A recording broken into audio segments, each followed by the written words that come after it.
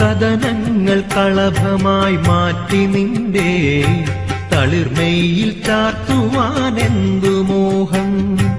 കഥനങ്ങൾ കളഭമായി മാറ്റി നിന്റെ തളിർമയിൽ ചാർത്തുവാനെന്തു മോഹം.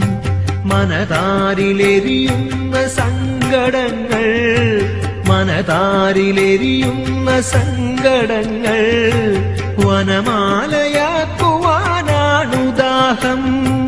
പരിഭവം പറയുവാൻ വന്നു നിന്റെ ചിരിയിൽ ഞാനെല്ലാം മറന്നു.